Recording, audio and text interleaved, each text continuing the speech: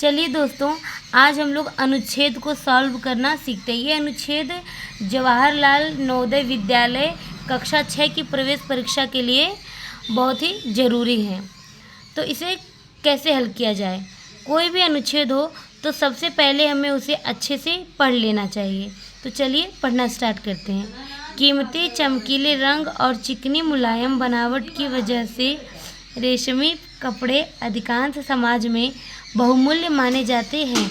रेशमी कपड़ा तैयार करना एक जटिल प्रक्रिया है।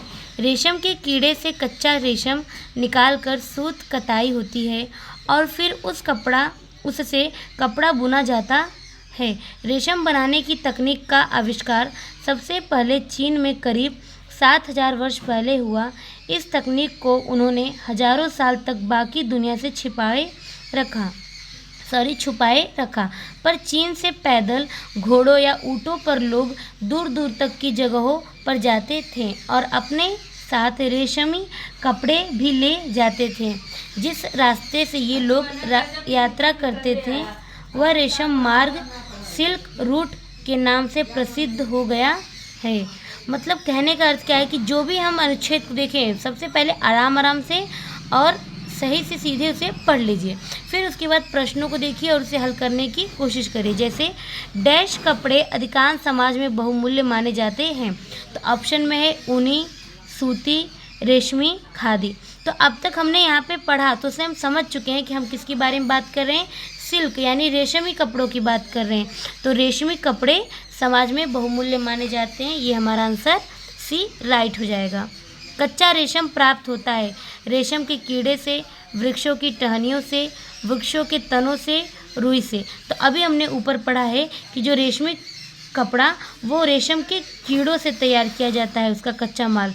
तो यहाँ पे ऑप्शन ए रेशम के कीड़े सही हो जाएगा। रेशम बनाने की तकनीक का विकास सर्वप्रथम कहाँ हुआ था?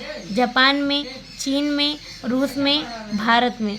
तो इसका आविष्कार सर्वप्रथम चीन में हुआ था दोस्तों, जहाँ से कोरोना निकला था। रेशम मार्ग को डैश भी कहते हैं। तो cotton route, silk route, golden route, hosiery route. तो दोस्तों इसे हमने ऊपर ही पढ़ा है कि इसे हम सिल्क रूट से जानते हैं। आखिरी क्वेश्चन है, जटिल का विलोम शब्द क्या है? तो जटिल का विलोम शब्द, जटिल मतलब होता है, पहले ऑप्शन समझते हैं फिर समझते हैं इसको। कठिन, आम, सरल, सरलता। तो देखिए जटिल का विलोम जो होता है वो एक कठिन, हमें ऑप्शन ए में देखने को मिलता है। लेकिन दोस्तों जब आपको किसी शब्द का विलोम या फिर कुछ ना पता हो तो उसके लिए आप पहले ऑप्शंस को देखिए कि ऑप्शन में क्या दिया है। ऑप्शन देखेंगे तो आप समझ जाएंगे और उस हिसाब से आप आंसर को सही टिक कर सकते हैं।